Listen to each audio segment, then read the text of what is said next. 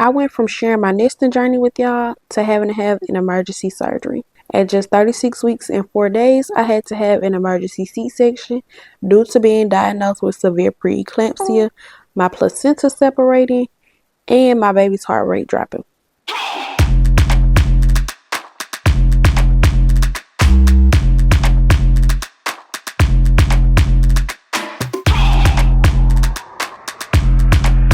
This is just a little disclaimer. This isn't to scare anyone or deter them. This is just to simply bring awareness to pregnant women and to listen to your body during that time. So let me take y'all all the way back to the beginning when I first found out I was pregnant. My boyfriend and I was actually going on a date, and we went to this hibachi place, and I got home and I just felt so sick. Like the food instantly came up, and I was like, that's weird. I thought I had food poisoning, and I thought I had a stomach bug because it had been going around. So I'm like, oh my God, I've never had this happen to me before. What's going on?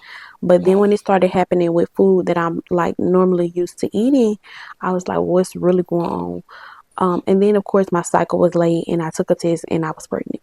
As time went on, I tried to, I wouldn't say hide it, but not announce it so soon, just because this was my first pregnancy and I wanted to make sure everything was okay before I just went around blabbering about it. I became very, very sick. I could not hold food down. I couldn't hold liquid down. I couldn't stand on my feet for long periods of time. I would be faint or dizzy if I did. Every single morning I was throwing up stomach lining. I lost over 20 pounds. I was so tired. Like the fatigue was, oh my God. It was so scary to the point where I would have people call me throughout the day because I'm like, I'm just sleeping way too much. Like it's like tiring to sleep at this point. My eyes were hurting due to light, so I had like the brightness down. I was walking around with sunglasses on. I couldn't drive at night due to the lights hurting my eyes. Of course, you guys know the back pain. That was just, oh my God. And by me being a hairstylist, that didn't make it any better. And then I would have these random pains at the very top of my stomach. And it happened, I want to say, about 3 times. And when I tell you, it was such an unexplainable pain, and it would last for, it felt like eternity. OMG. Like, I was just so ready for the glitz and the glamour of the pregnancy, you know. And it was like throughout my entire pregnancy, there was always something when it came to my health. So I knew this was very serious because, for one, I'm not somebody that gets sick, and for two, I'm not somebody that's lazy. I'm not somebody that sit down. I'm not somebody who just sits down and don't work. So I knew this was very serious, and I took it very serious as well. And I think the most insulting part of this all was the people telling me, oh, push through. Oh, you got to eat this. You have to drink this. And I'm like, no, because when I tried to push through, I noticed that it was jeopardizing my health. And if it was jeopardizing my health, it was jeopardizing my baby's health. And I just wasn't going to risk it for clients, for anybody, for that matter. And excuse my French, but it became fuck my clients because my health was important, and I didn't feel like a lot of those people respected the fact that, I didn't feel like a lot of those people respected the fact that this is my first pregnancy, and literally my body is telling me, no, I need to sit down and relax and really take care of my health and take care of my baby's health. And that really let me know who's my customers and who are my clients in that time as well, because my body was going through a lot. Now, the night that everything just completely turned upside down, I went for my 36-week checkup, and my doctor checked my cervix. My friend, she stressed like, why is your doctor checking your cervix so early? Why is she checking it so early? And I was just like, you know, this is what she told me. This is my first pregnancy. You know, I'm trusting my doctor. She checked my cervix. Everything was fine after the appointment. That night, I started having contractions, but I didn't know I was having them. So I didn't think much of it because, like I said, I had had pains previously, and my doctor explained to me like what my contractions would feel like, and it didn't feel like I was having contractions. So earlier into that morning, the pain got worse. But instead of me having the contractions, I started to have pains shoot up my back, up my neck. I had like a severe headache, and I just did not feel right. So I called my mom and I asked my mom, like, do you think I should go to the doctor? And she's like, if you don't feel right within the next hour, I'll come pick you up and I'll take you to the hospital. So I'm texting my boyfriend while all this is going on because he was at work. And I'm telling him, like, I just do not feel right. I'm still having the pains. And now they have gotten, worse. So he's telling me, like, don't panic, don't worry. Everything is going to be fine. I instantly feel like my gut telling me something isn't right. And luckily, my mom was on the next exit from my house. So she came and picked me up and we went to the hospital. Once we get to the hospital, my doctor was not there. So they sent me to the doctor on call. I get in there, I tell my doctor everything that was going on. Now, prior to my 36-week checkup, I had protein in my urine since September. I was not aware of this until my appointment for my 36-week checkup. Okay, keep that in mind. So when I see the doctor that's on call and I tell her all my symptoms and she goes back and look at my records stating that I had protein in my urine, she then tells me that she wants to rule out preeclampsia and she sends me to the labor and delivery floor. So at this point, I'm just trying to stay calm and not, psych myself out. But I'm starting to get a little worried because prior to this, I had just had a friend that deliver her baby and she did not make it. I was very worried and I was very nervous, but I knew I did not want to psych myself out. I didn't want to myself worked up or anything like that to cause any more complications. So we get to the labor and delivery floor. They put me in the gown, things like that. My mom calls my dad, and I can't remember who else. But of course, again, they're like, girl, nothing's wrong with you, blah, blah, blah, blah, blah. The doctor comes in and tells me I have severe preeclampsia. They put me on the monitor, start monitoring my baby's heart rate. They're going from side to side because my baby is turning from side to side. So I'm having to turn to this side, turn to that side, turn to this side, turn to that side. And that's when they tell me within the next 2 hours, we're going to have to do a C-section. That's the only way to cure the preeclampsia.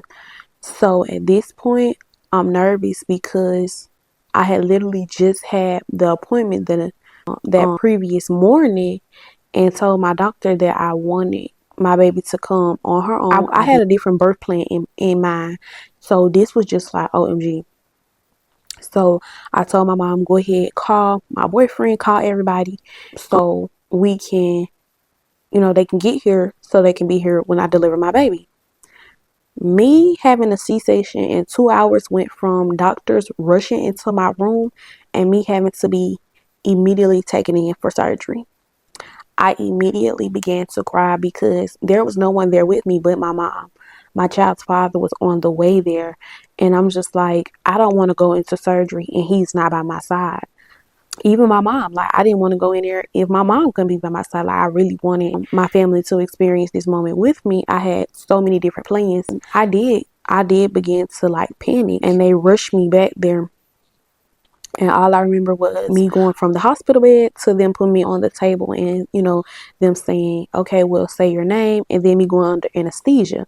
But prior to that, he told me, like, I just want to put you on the epidural. I'm not going to really put you under because I want you to be able to see your baby when you come. But all that changed because my placenta began to separate and my baby's heart rate dropped. So I knew this was very serious. And I was very scared. I was very afraid and I was very nervous. But before I got in that room, I prayed. I've always prayed over my womb. I've always prayed over my child. So I knew in that moment I had to trust God, I had to trust my plan, and I had to trust my prayers. Once I woke up from surgery, I don't remember much because I was under so much medication. I don't even remember what medication they told me I had. I don't remember seeing my baby immediately, but her dad was there. Our family was there, and that made me feel so much better. I did have to have 2 blood transfusions. It was a lot, you guys, like going through the motions. I'm like, I'm 23 years old.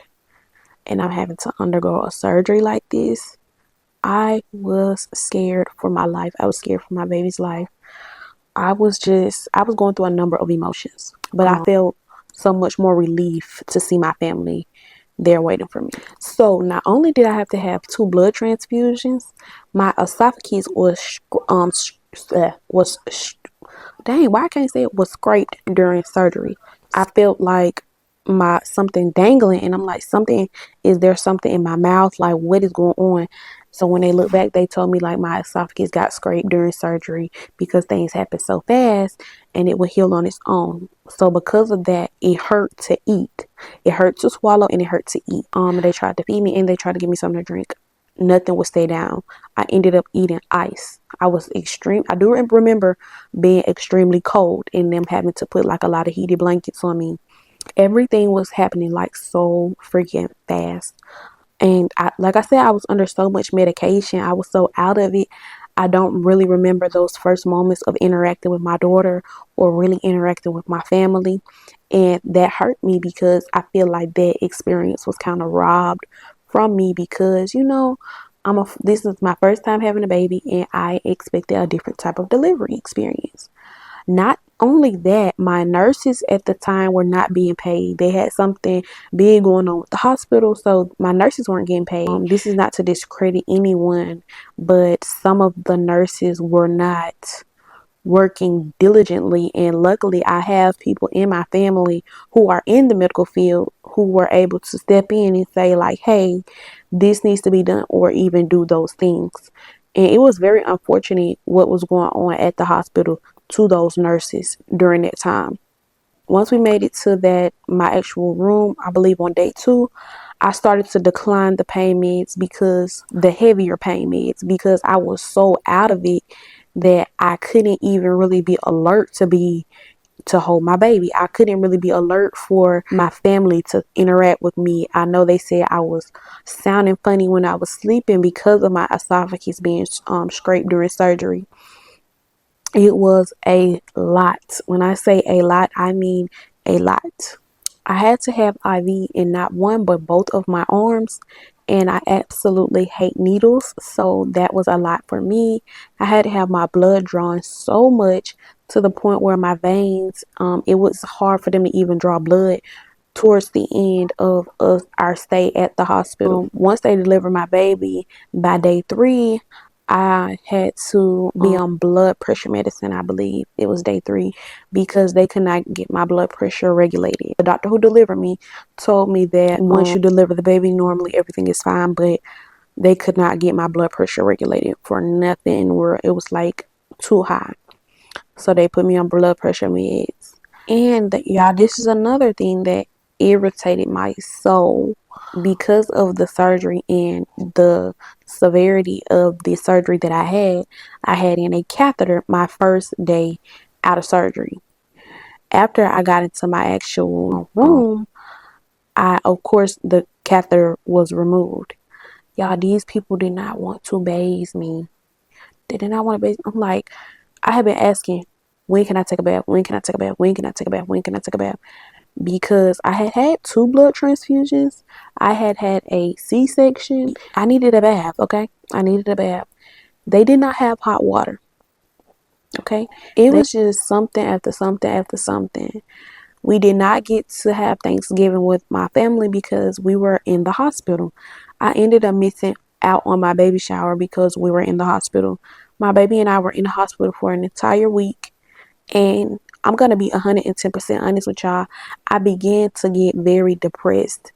And I began to get depressed because, like I said, this was such a serious labor and delivery experience that I went through.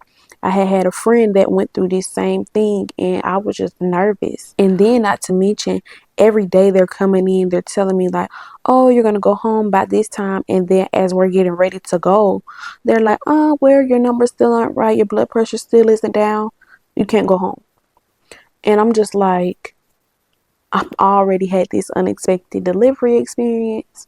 I'm going through all this stuff. It's painful for me to eat. I've had 2 blood transfusions. I have IVs in my arm and I hate needles. My arms hurt. I can barely hold my baby. I can't really interact with my baby because I'm winging off of all this medication. I'm trying to get up and do things myself. It's hard to use the restroom because I just had a C-section and I was so swollen, like swollen, baby. It was a lot, and I feel like people don't really acknowledge how serious giving birth to a child is. They don't understand it. And in that moment, I felt like my family really understood what my entire pregnancy experience was. Like, I feel like they got it, but in that moment, they really got it. Like, this is real. But one thing I can say, through all of the trauma, through all of those experiences, through everything, my baby was 100% healthy. She had absolutely no complications. She had absolutely nothing wrong. And honey, she came out hungry. And that's something I'm thankful for each and every day. I saw my family come together for me in a way that I have needed to see for years, because being the oldest is already a huge title. Being someone that your family depends on a lot is a huge title. So to know that I can take off my superhero cape and lean on my family, it was a really, really, really good feeling. I feel like I'm living, well, I know I'm living in an answered prayer, because my daughter not only got to see her grandparents and things like that, but my great grandmother has a great great grand, and that's something she had been asking me for, I know, for about 4, maybe even 5 years. But I told my grandma, like, I'm trying to build this empire, I'm trying to do this, I'm trying to do that, like, I ain't really saying no baby right now. And now to see my baby get all that love and affection and appreciation that I got as a kid, it just warms my heart each and every day. To see her dad like really in daddy mode, because we're young. To see him grow during this experience was amazing. This was a lot for him as well, because I don't think he really understood what was going on until after the fact. I was telling him like, I'm home and I'm up and I'm walking around, but my body isn't 100%. I went under a major surgery, like they literally cut through me. I'm still healing. And he did not understand it. Like, you're up, you're walking, you look fine. In actuality, I wasn't fine. There were a lot of things I still couldn't do. I will say it was hard when it came time for me to take a shower and to sit up on my own, because of that pain and that pulling and that tugging feeling that the C-section has on you after surgery. And another thing, when I first got home, they had someone come into my room before I left the hospital and tell me like, oh, you can get your medication here, that way you don't have to go to the pharmacy. Well, that wasn't true. I had to go to the pharmacy. It just wasn't my original pharmacy. It was actually further than my normal pharmacy. So I came home after having a C-section, after being in the hospital for a week, and I had no pain medication, nothing. I did tell y'all that I started to decline the heavier narcotics, but they still gave me like ibuprofen and things like that for the pain.